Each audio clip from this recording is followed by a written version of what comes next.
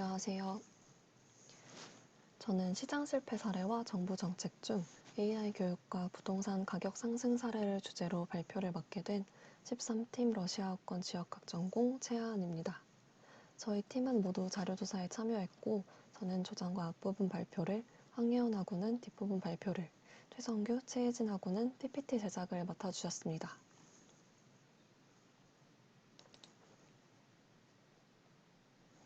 저희는 먼저 시장 실패와 외부 효과의 개념에 대해 간단히 언급하고 AI 교육과 부동산 시장에 관련해서 각각 주제 선정 이유 및 현황, 시장 수요와 공급, 정부 정책 및 효과를 살펴보고 그에 따른 시사점을 알아보는 순서로 진행하도록 하겠습니다. 수업 시간에 다루어진 내용이지만 다시 한번 개념을 살펴보면 시장 실패란 자유방임 상태의 시장이 자원을 효율적으로 배분하지 못하는 현상을 의미하고, 외부 효과란 한 사람의 행위가 제3자의 경제적 후생에 영향을 미치고 그에 대한 보상이 이루어지지 않는 현상을 뜻합니다. 이때 외부 효과는 크게 긍정적 외부 효과, 부정적 외부 효과, 외부 효과의 내부화로 세분화할 수 있습니다. 긍정적 외부 효과는 시장에서 결정되는 생산량이 사회적으로 바람직한 수준보다 적으며 정부로 인한 시장 실패를 바로잡기 위한 노력으로는 외부 효과의 내부화 또는 보조금 지급이 있으며, 가장 큰 예시로는 교육이에 해당합니다. 부정적 외부 효과는 시장에서 결정되는 생산량이 사회적으로 바람직한 수준보다 많으며, 이것을 바로잡기 위한 정부의 노력으로는 외부 효과의 내부화 또는 세금 부과가 있으며, 대표적 사례로는 환경오염이 있습니다. 말씀드린 외부 효과의 내부화는 사람들의 유인 구조를 바꿔 자신들의 행동이 초래하는 외부 효과를 의사결정에서 감안하도록 만드는 과정인데요. 세금이 부과될 경우 생산자들은 외부 비용을 직접 부담해야 하기 때문에 생산량 결정 시 외부 비용을 고려해야 합니다. 저희는 긍정적 외부 효과 사례 중 AI 교육에 관해 좀 더 자세히 살펴보도록 하겠습니다. 여러분은 AI에 대해 잘 알고 계신가요? 저는 사실 인문대학생으로서 평소 관심이 많지는 않았는데요. 4차 산업혁명 시대를 맞이해 사회적 패러다임이 변화하면서 인공지능, 즉 AI의 기술은 미래의 핵심 기술로 점점 더 크게 자리 잡고 있습니다. 최근에는 캐나다 AI 회사인 블루닷이 미국의 질병예방통제센터나 세계보건기구보다 코로나19를 먼저 예측했다는 사실이 알려지기도 하면서 AI에 대한 관심이 더욱 높아지고 있는 추세입니다. 우리나라도 올해부터 본격적으로 정부 정책으로서 AI 교육을 정규 교육에 도입해 국가 차원에서 인재를 양성할 계획을 가지고 있습니다. 그러나 현실에서는 아직 AI 시장을 더 활발히 개척하려고 해도 AI 기술을 보유한 인재가 부족하다는 문제점이 있습니다. 산업연구원의 기업의 AI 활용 실태 조사에 따르면 우리나라 283개 기업 중 53%는 AI 도입 및 활용의 가장 큰 애로사항으로 적합한 인력 고용에 어려움을 꼽았기 때문입니다. 따라서 AI 교육의 부족으로 인해 AI 기술은 나날이 발전하고 있지만 인재의 수는 그에 미치지 못한다는 것을 알 수 있습니다. 특히 세계에서 활동하고 있는 전문 인력 중 한국에서 활동하는 인력의 비중은 1.8%로, 이는 인도보다 낮은 수치이며 미국이 58%, 중국이 11.3%를 보유하고 있는 숫자에 비해 턱없이 부족한 수치입니다. 이렇게 AI 교육의 부재로 인해 AI 인력 또한 부족한 실정이지만 기업과 사회가 필요로 하는 인원은 그보다 많습니다. 즉, 수요가 공급보다 많은 것인데요.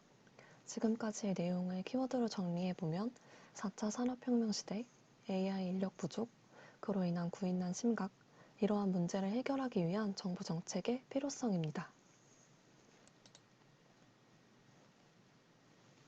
경제학의 수요와 공급 관점으로 전문 인력 부족 현상을 살펴보면 현재 전 세계에 필요한 AI 인력은 수백만 명이지만 연구자, 실무자를 합해도 약 30만 명에 불과하고, 그중 한국의 AI 인력은 소프트웨어 정책연구소에 따르면 2018년부터 2022년에 9,986명이 부족할 것으로 예상됩니다.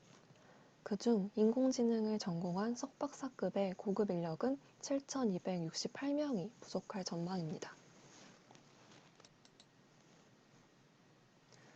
2018년부터 꾸준히 부족한 AI 인력 수가 증가하고 있음을 알 수 있습니다. 연봉을 전 직장 대비 50% 인상해드리고 별도의 이직 보너스 1억 원도 챙겨드립니다. 이러한 파격적인 조건은 송금앱 토스로 유명한 비바 리퍼블리카가 실제로 내놓은 경력직 채용 조건입니다.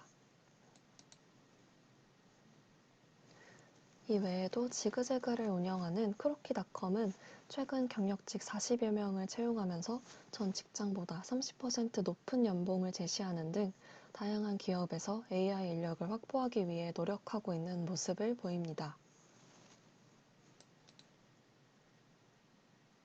하지만 주요 대학이 배출하고 있는 컴퓨터공학과 졸업생 수가 기업들의 수요를 따라오지 못하고 있는 현상을 보이고 있습니다. 특히 스타트업 창업자들 사이에서는 능력 있는 개발자라면 영원이라도 판다는 얘기가 나올 만큼 구인난이 심각하고 AI, 빅데이터, 클라우드, 가상 증강현실 분야에서 2022년까지 국내 개발자 3만 1,833명이 부족할 것으로 예상됩니다. 이러한 현상들을 긍정적인 방향으로 해결하기 위해 정부는 보조금과 교육을 제공하고 있습니다. 청년 인재 집중 양성 사업과 신규 교육과정 추가, 비전공자 청년 교육, 실무 중심 프로젝트 교육 등을 지원하여 전문 인력 양성으로 4차 산업혁명의 혁신 성장을 주도할 수 있도록 지원하고 공급 부족의 문제를 점차 해결해 나가고 있습니다.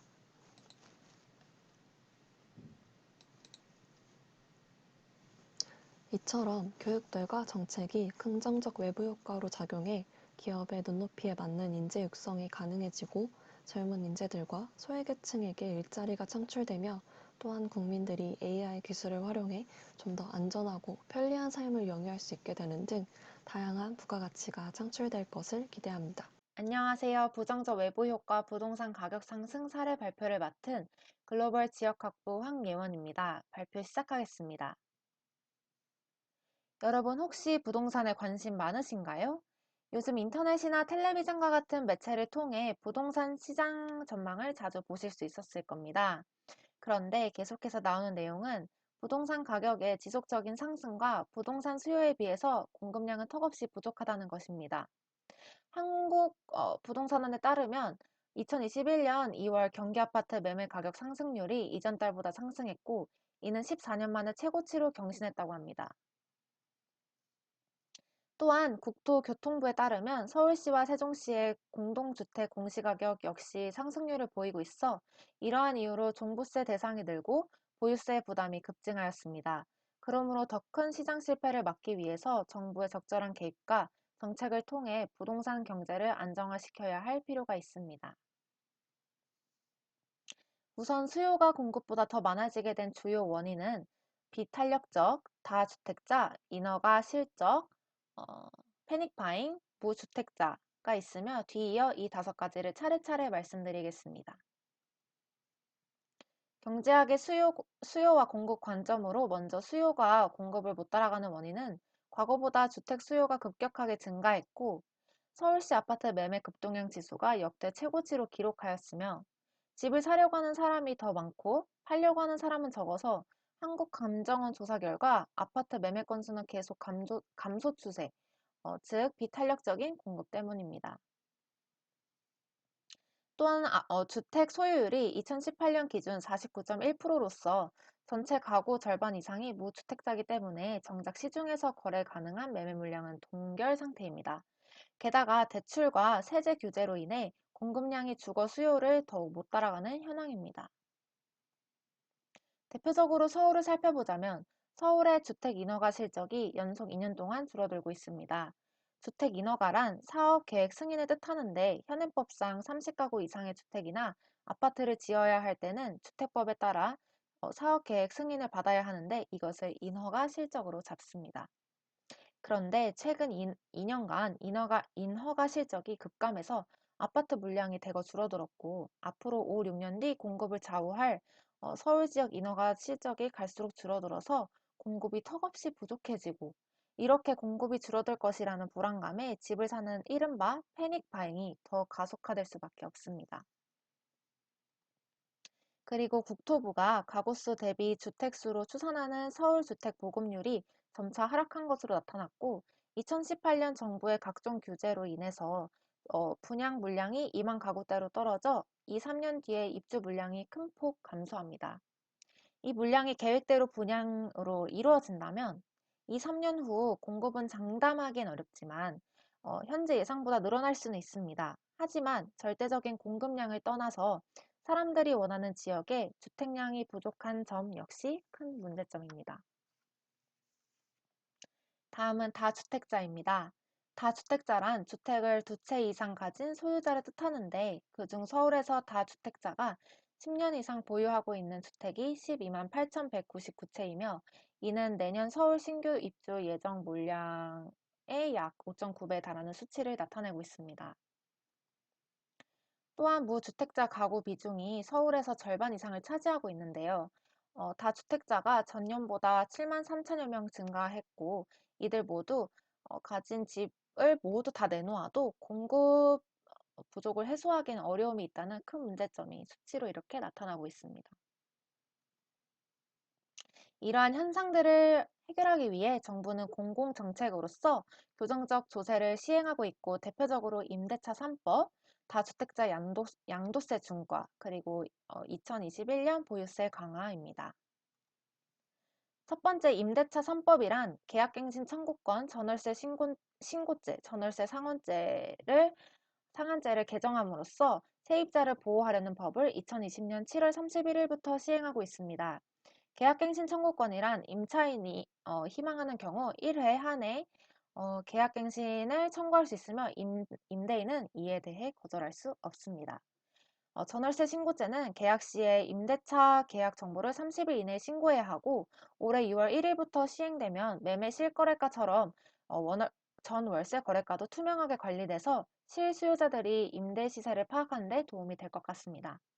그리고 세 번째, 전월세 상한제는 전월세 계약 갱신 시 상한율을 5% 범위 내로 제한하는 것입니다. 두 번째 정책은 다주택자 양도세 중과입니다. 이 법은 올해 2월부터 공표하고 시행하고 있는데, 양도소득세 기본 세율에 2주택자부터는 10% 더, 3주택자부터는 20% 더 추가해서 양도세를 납부해야 합니다. 마지막 정책은 2021년 보유세 강화입니다. 여기서 보유세란 주택, 토지 등 부동산을 보유하고 있는 경우 부담하게 되는 세금인 종합부동산세와 재산세를 합한 단어입니다.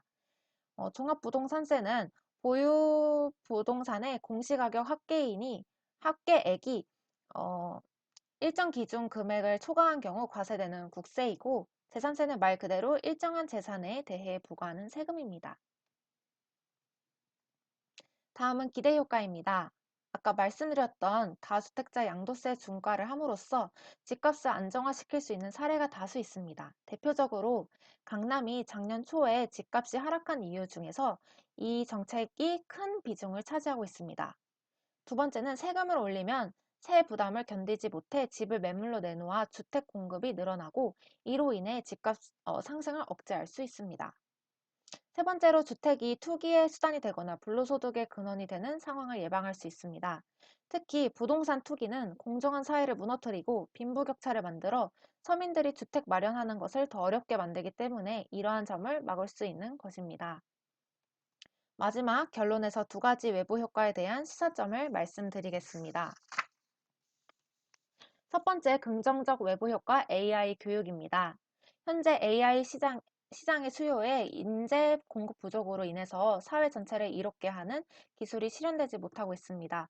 그래서 정부는 인재 양성을 위해서 다양한 교육 프로그램을 개설하고 실현하여 윤택한 삶의 실현 및 일자리 창출 효과를 기대할 수 있습니다. 두 번째, 부정적 외부 효과 부동산 가격 상승입니다. 부동산 가격 상승에 비해 부족한 공급과 그에 반해서 늘어나는 다주택자로 인해 많은 정책을 도입하고 다양하게 시도 중이지만 집값 안정에는 실패하였습니다. 그러나 정부에서 다양한 교정적 조세의 시행으로 집값을 안정화시키려는 노력을 꾸준히 하고 있으며 더 나아가 안정화된 집값으로 무주택자 문제에 대해 해결도 기대할 수 있습니다. 다음은 참고 문헌입니다. 이것으로 13팀의 발표를 마치겠습니다. 감사합니다.